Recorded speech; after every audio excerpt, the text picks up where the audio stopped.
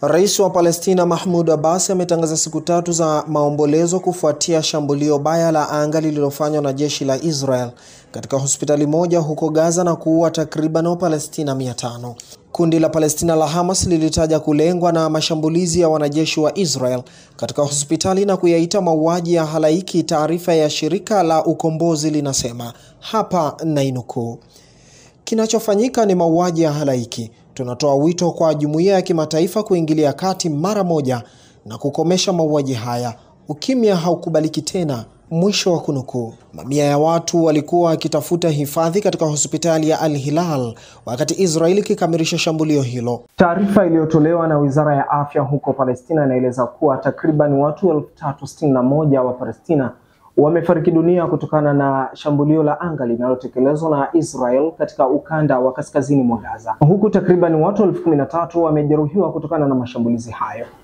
Mtazamaji wa News Update Media, studio nambari 2, nimeungana na ndugu yangu Nzwalile John, ikiwa yeye ni mchambuzi wa masuala ya kisiasa na diplomasia. Lengo nikitaka kufahamu kuhusiana na kile ambacho kinatekelezwa na Israel katika ukanda wa kaskazini mwa Gaza. Nzwalile, nikushukuru sana kwa kujiunga nasi sisi hapa News Update Media. Asante sana, nashukuru sana pia News Update kwa kunikaribisha katika studio zenu hapa kuweza kudadavua masuala mbalimbali yanayohusiana na mgogoro uliopo kule Mashariki ya Kati. Naam, ndio Nzwalile, lengo letu likiwa ni kutaka kujadili mgogoro ambao unaendelea huko kati ya Israel na Palestina.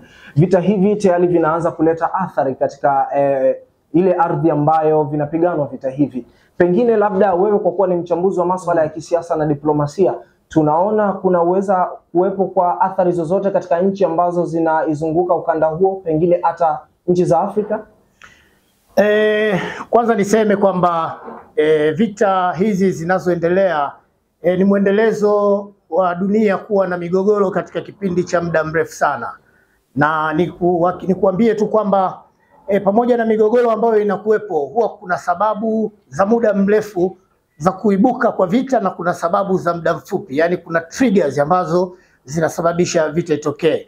Kwa hiyo ni moja kwa moja kabisa kwamba athari lazima zitakuwepo, sio tu kwenye nchi za jirani na vita inapo kwenye uwanja wa vita, lakini pamoja na nchi zingine takriban karibia dunia nzima. Nipate kukwambia tu kwamba kuna mitazamo mingi sana kuhusiana na vita hii inayoendelea pale Israeli na Palestina. Na sababu za vita hii inategemea unamuuliza nani, lakini sababu nyingi pia ni force kutoka nje, sio tu force za ndani. Nafikiri kwa kuanzia tuanzie hapo. Ndio, Joni, tukishikilia hapo katika sababu za nje na za ndani, pengine tunaona viongozi wa Uturuki na kiongozi mkuu wa Brazil tayari washazungumza katika harakati ya kutaka kutatua mgogoro unaoendelea kati ya Israel na Palestina. Hali imekuwa tofauti kwa kiongozi wa Uingereza na yule waziri wa Marekani, kiongozi wa Marekani na waziri wa Uingereza. Hao wote wanaonesha nia ya kutaka kumuunga mkono Israel.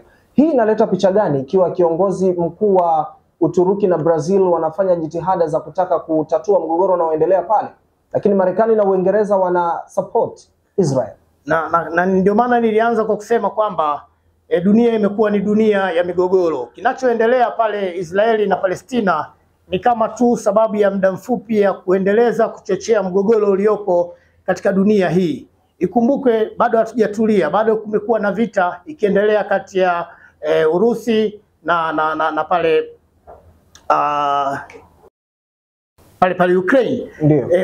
Utaona vita hizi zimekuwa na uhasama wa block kubwa mbalimbali, na katika vita hii kumekuwa na minong'ono mingi na majibishano mingi kama vita baridi, ambapo nchi kama Marekani na nchi zingine za Uingereza na nchi zingine za Jumuiya ya Ulaya zikihusishwa na upande wa Ukraine, wakati Urusi pia ikitokea minong'ono ya kumsaidia Urusi, zikiwemo nchi kama China, nchi kama Korea na nchi zingine. Kwa hiyo tayari kuna mgogoro mkubwa katika dunia. Kwa kinachofanyika sasa hivi pale Israeli, utaona ni kama trigger, ni kama vile sababu ya muda mfupi ya kutaka kuchokoza ili dunia iweze kuingia kwenye mgogoro.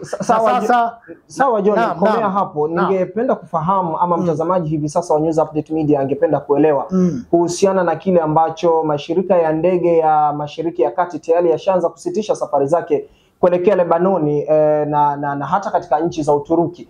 Pengine kipi hasa kitafuata mara baada ya safari hizi za ndege kuweza kusitishwa? Kusitishwa kwa safari za ndege inaashiria kabisa kwamba nyuma ya pazia kuna kitu kikubwa kinaendelea. Ikumbukwe ukiangalia Israeli upande wa kaskazini mashariki imepakana na Syria, na wakati upande wa kaskazini magharibi imepakana na Lebanon. Kwa hiyo utaona na upande mwingine kule imepakana na Misri. Kwa hiyo utaona kwamba katika ukanda mzima huo kuna tension kubwa sana. Kwa hiyo ni hatari sana kuendelea na safari zile za anga, inaweza lolote likatokea. Kwa hiyo hii inaashiria kwamba hali sio shwari sana. Naam John, tumeona Baraza la Usalama la Umoja wa Mataifa lilitangaza katika azimio la Urusi lililolaani vikali juu ya ghasia zinazoendelea kaskazini mwa ukanda wa Gaza, pale ambapo Israel anatekeleza mashambulizi yake ya anga kwa Palestine. Hii ni kusema kwamba Urusi wako upande wa Palestine, maana halikuitaja kundi la Hamas kama ni kundi la kigaidi katika azimio hilo. Kimsingi kulitaja kundi la Hamas kama ni kundi la kigaidi au sio kundi la kigaidi inategemea unalitaja ukiwa kwenye upande gani. Kwa sababu ikumbuke kwamba kundi la Hamas pia lina maslahi ya kisiasa katika nchi ya Palestina, na limeshawahi kwa mara kadhaa kushika nafasi za kisiasa. Kwa hiyo ni kundi ambalo pia lina kitengo chake cha masuala ya ulinzi na usalama. Kwa hiyo unategemea uko bloko gani? Kama uko upande wa kuisapoti Israeli, basi utasema kundi hili ni kundi la kigaidi. Lakini kama uko upande mwingine kama jinsi Urusi pamoja na nchi zingine zilivyojidadavua, basi haliwezi kulitaja kundi hilo kama kundi la kigaidi. Lakini itoshe tu kusema kwamba kama nilivyosisitiza kwamba kinachofanyika pale Israeli ni kama trigger inayoendelea kuchochea mgogoro mkubwa uliopo katika dunia nzima, sio tu mgogoro kati ya Hamasi na Israeli.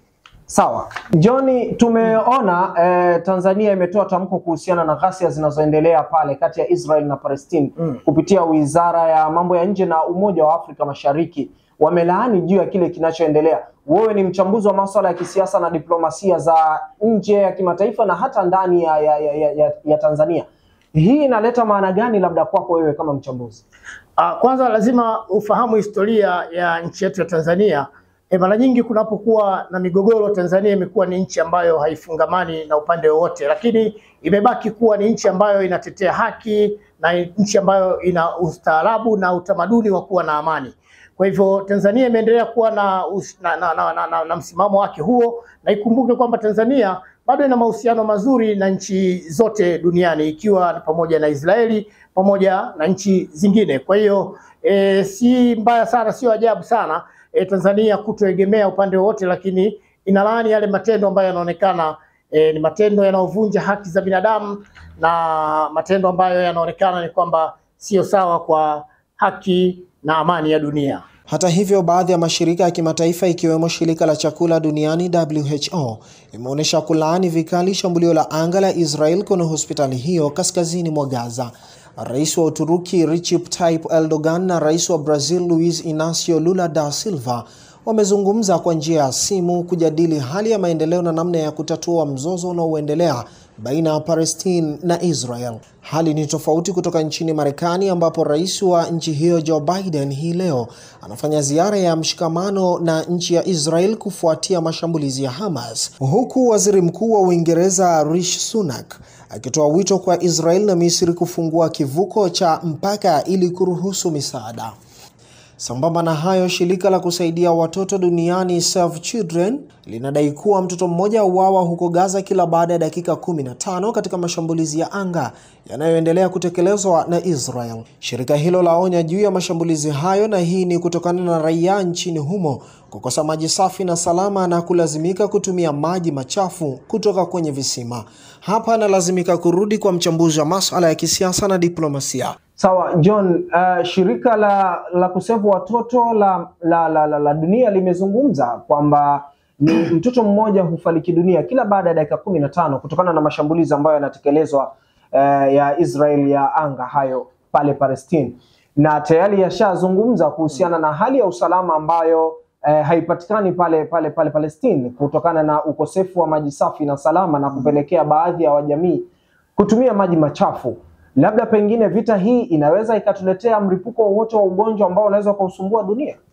Sio tu mlipuko wa ugonjwa, lakini pia kumbuka maji, ukikosa maji sio tu kulipuka kwa magonjwa, inaweza ikagharimu mpaka maisha ya watu. Lakini nipende kusema kwamba pamoja na kwamba katika uwanja wa vita kuna sheria na taratibu zake, kuna watu au kuna maeneo ambayo hayatakiwi kushambuliwa, maeneo ya huduma za kijamii, ikiwemo maeneo ya huduma za afya, lakini ikiwemo maeneo ya shule, maeneo ya watu kujipatia huduma zao kama masoko na kadhalika.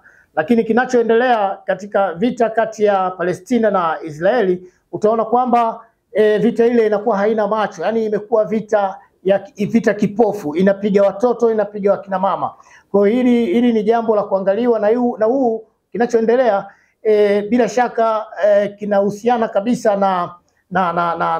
na uhalifu wa kivita. Lakini kama nilivyokuambia John, ulizungumza kwamba vita hii haina macho, inapiga watoto, inapiga wakina mama. Kutokana na taarifa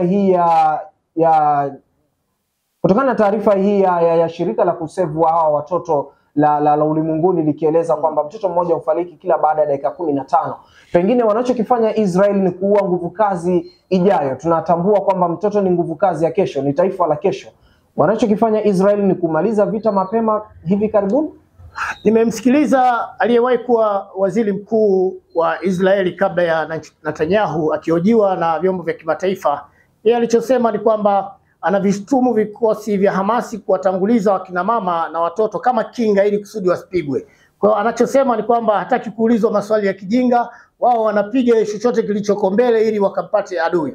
Kwa hiyo hii ni jambo ambalo lazima jumuiya ya kimataifa ijaribu kufumbua macho yake na kuweza kulikemea, kwa sababu wanaopigwa ni watu wasiokuwa na hatia. Na kwa mtazamo mwingine inaweza kuwa kwamba katika harakati za kuangamiza kile kizazi ambacho Waisraeli wana wasiwasi kitaendelea kuwasumbua, inawezekana pia ni kitendo cha makusudi ambacho kinafanywa, ambao ni ukiukwaji mkubwa sana wa haki za kibinadamu. Lakini ikumbukwe Hamasi kama kikundi, sio lazima kwamba kila Mpalestina anakisupport kikundi cha Hamasi. Nimesikiliza mahojiano ya bwana mmoja anasema tunataka amani. Yeye ni Mpalestina lakini anasema tunawapenda ndugu zetu, tunataka tushikane mikono. Lakini kwa sababu tu Hamasi wako Palestina na Muisraeli anapiga kwa maana ya sasa anakuwa kama anafanya kulipiza kisasi, ndio haya yanayotokea. Na nikwambie dunia haijatulia, dunia ina wasiwasi mkubwa sana, kwa sababu inawezekana kinachotafutwa sio Israeli na Palestina. Inawezekana kuna kitu kingine kinatafutwa.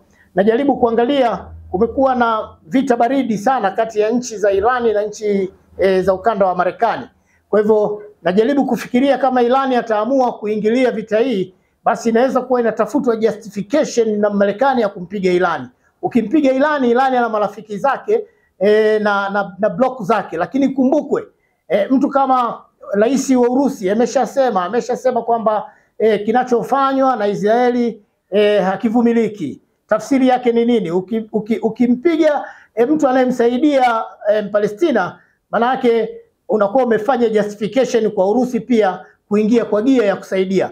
Kwa hivyo dunia iko kwenye mgogoro mkubwa sana, na hapa ni mtihani na ni mtihani na ni jaribu kubwa sana kwa jumuiya ya kimataifa kama ina uwezo kweli wa kujaribu kusaidia kuleta amani ya dunia kama ilivyo lengo lake kuu lililosababishwa kuanzishwa kwake. Na ikumbukwe hii mgogoro wa Israeli umeanza siku nyingi sana, tokea vita ya kwanza ya dunia, baada ya Waisraeli kuwa wamekosa sehemu ya kwenda, wakipigwa kila sehemu na Muingereza kuchukua lile eneo na baadaye kuliachia na kuwapa Waisraeli kama eneo lao. Lakini kumbuka maeneo haya ya Israeli na Palestina, hasa sehemu ya Palestina, ilikuwa ni eneo ambalo linakaliwa na majority ya Waarabu wa Kipalestina. Kwa hivyo Waarabu wanaichukulia hii kama uvamizi, na ndio maana vita hii imeshindwa kuwa na suluhisho. Lakini John, hapo ukomee hapo. Pengine umesema kwamba vita hii ilianza tangu miaka 1940 hivi, kuanza kwa vita vya dunia. Unaona vuguvugu hili likienda kupelekea vita vya 3 vya dunia? Na ndio maana nilianza kusema kwamba kinachofanyika Israeli na Palestina ni kama trigger kwenye bastola ile. kwamba chanzo tu kinatafutwa, chanzo cha vita. Kwa hiyo tunatakiwa tuliangalie hili kwa mapana ya dunia nzima, na hata nchi na Palestina, hasa sehemu ya Palestina ilikuwa ni eneo ambalo linakaliwa na majority ya Waarabu wa Kipalestina. Kwa hivyo Waarabu wanaichukulia hii kama uvamizi, na ndio maana vita hii imeshindwa kuwa na suluhisho. Alizikopesha chakula wakati wa vita. Kwa kumalizia, kulingana na muda wenyewe si rafiki sana. Pengine wewe kama mchambuzi wa masuala ya kidiplomasia na siasa za kimataifa na hata ndani ya taifa hili la Tanzania, nchi zilizo na utulivu, nchi ambazo zina usalama wake, pengine nini ifanye mpaka hivi sasa ili kuweza kuepukana na ghasia ambazo zinaendelea huko? Mengi ya kufanya. Kwanza kutofungamana na upande wowote, kwa sababu kuna hatari ya kununua kesi ambayo sio ya kwako. Kwa sababu tayari tuna mahusiano mazuri sisi na nchi zote dunia nzima.